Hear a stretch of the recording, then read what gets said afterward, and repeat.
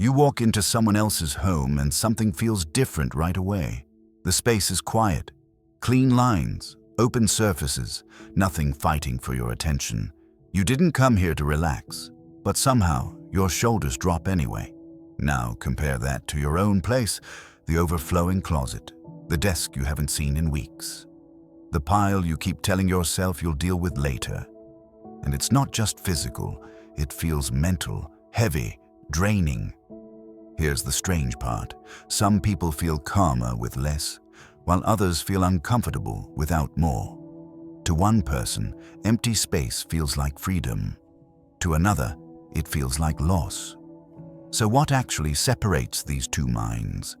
Is it discipline, taste, or is something deeper happening inside the brain? Because minimalism isn't just about owning fewer things. It's about how your mind reacts to the world around you. Most people think minimalism is a design choice, a trend. White walls, neutral colors, expensive furniture that looks intentionally empty. But that explanation is shallow, and it misses the real reason why some people are naturally drawn to having less. Minimalism isn't about aesthetics, and it's not about self-control either. It's not about being virtuous or disciplined or better than anyone else. At its core, minimalism is a psychological response, a way certain minds reduce friction, stress, and mental noise. When you strip it down, the question isn't why minimalists like empty spaces. The real question is why their brains function better in them. Psychologists call it the need for cognitive closure. It's the brain's desire for clarity, structure, and resolution. For some people, uncertainty feels neutral. For others, it feels unbearable, and clutter is a form of uncertainty. Every visible object becomes an open mental loop. The unread mail isn't just paper, it's unfinished business. The clothes on the chair aren't just clothes, they're a decision you've postponed. The cluttered desk isn't messy. It's a list of unresolved tasks your brain keeps trying to close. For minds with a high need for cognitive closure, this creates constant background stress, mental static, low-level anxiety that never fully turns off. That's why simplified spaces feel calming to them. Not emotionally, neurologically. Their brains aren't processing fewer objects. They're processing fewer open loops, fewer unresolved signals, less cognitive noise. Another key trait behind minimalism is something psychologists call an internal locus of control. This describes how much control you believe you have over your own life. People with an external locus of control tend to believe that happiness comes from outside sources. The right job, the right relationship, the right purchase. Something out there will finally change how they feel.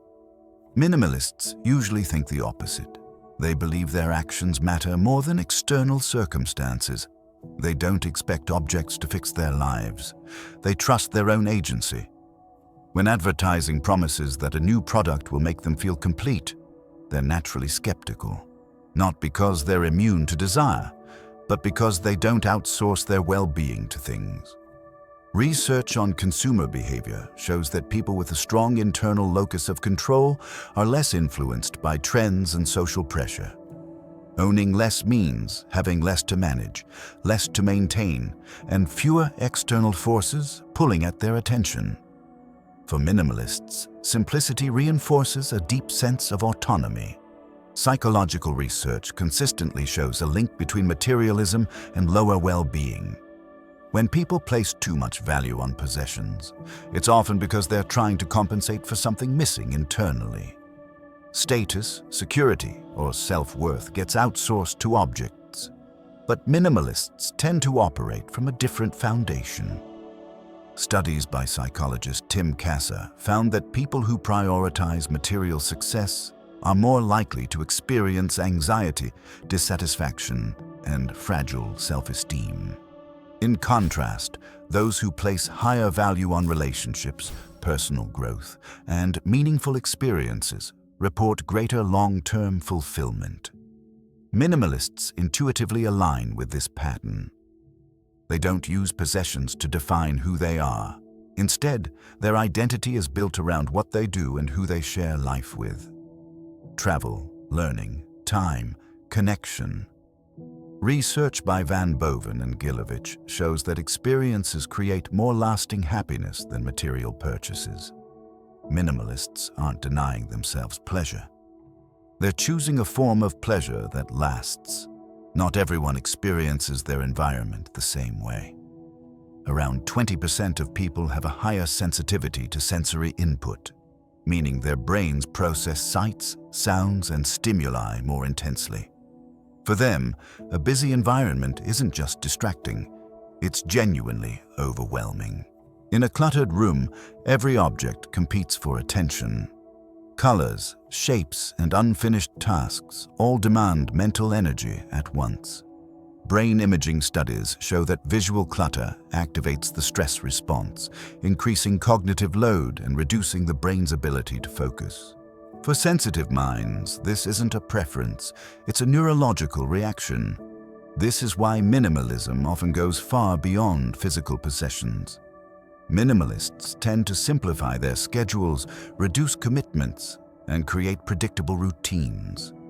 They're not trying to control life. They're trying to lower the volume.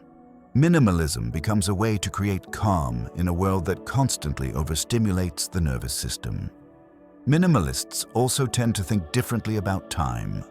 Psychologists call this a future-oriented time perspective. Instead of being driven by immediate gratification, these individuals naturally consider long-term consequences before making decisions. When faced with a purchase, they don't just ask, "Do I want this right now?" They ask, "Where will this be in a year? What will it cost me to store, maintain, or move? Will this still matter later?"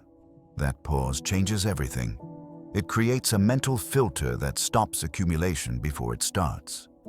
Research shows that future-oriented people are more likely to save money, maintain healthier habits, and avoid impulsive behavior. Minimalism fits perfectly into this pattern. It's not a sacrifice. It's the result of repeatedly choosing long-term simplicity over short-term desire. When you step back and look at the full picture, minimalism stops looking like a lifestyle choice and starts looking like a psychological alignment. Order over noise, autonomy over external validation, meaning over accumulation.